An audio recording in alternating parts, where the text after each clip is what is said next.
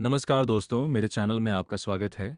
इस वीडियो में हम समझेंगे कि NPN ट्रांजिस्टर का उपयोग करके NAND गेट कैसे बना जा सकता है। सबसे पहले इस सर्किट में इस्तेमाल होने वाले कंपोनेंट्स को देखते हैं। यहाँ हमने 3 बैटरियों का उपयोग किया है। इनमें से 2 बैटरियां NAND गेट के इनपुट के रूप में उपयोग की जाती हैं और तीसरी बैटरी पूरे सर्किट को पावर देने के लिए उपयोग की जाती है। इसके अलावा इस सर्किट में एक LED, 3 रेसिस्टर और 2 NPN ट्रांजिस्टर लगाए गए हैं। इस सर्किट में LED आउटपुट को दिखाने के लिए उपयोग की गई है ताकि हमें आसानी से पता चल सके कि आउटपुट हाई है या लो।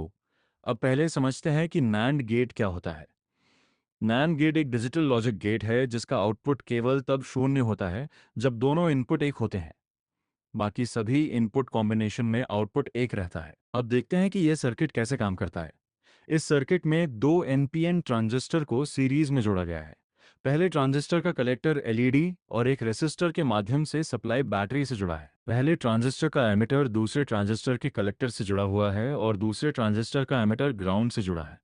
पहले ट्रांजिस्टर का बेस इनपुट A से एक रेसिस्टर के माध्यम से जुड़ा है और दूसरे ट्रांजिस्टर का बेस इनपुट B से दूसरे रेसिस्टर के माध्यम से जुड़ा है। अब अलग अलग इनपुट कंडीशन देखते हैं। पहला केस, जब दोनों इनपुट शून्य होते हैं। इस स्थिति में दोनों ट्रांजिस्टर ऑफ रहते हैं, इसलिए LED जल जाती है और आउटपुट एक होता है। दूसरा केस, जब A इक्वल्स 1 और B इक्वल्स 0 होता है। इस स्थिति में पहला ट्रांजिस्टर ऑन हो जाता है लेकिन दूसरा ट्रांजिस्टर ऑफ रहता है, इसलिए पूरा करंट पाथ नहीं बनता और LED जलती रहती है। इसका मतलब आउटपुट एक है। तीसरा केस, जब A इक्वल्स 0 और B इक्वल्स 1 होता है।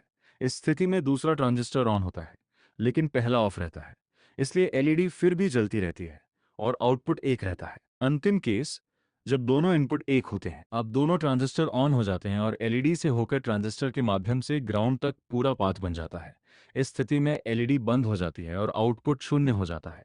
अगर आप सिमुलेशन में ग्राफ देखें तो आपको 3 वेवफॉर्म दिखाई देंगे। पहला ग्राफ इनपुट A को दिखाता है, दूसरा ग्राफ इनपुट B को दिखाता है और तीसरा ग्राफ आउटपुट को दिखाता है जो LED है। हम इसे ट्रुथ टेबल से भी वेरीफाई कर सकते हैं। जब A और B दोनों एक होते हैं तो आउटपुट शून्य होता है।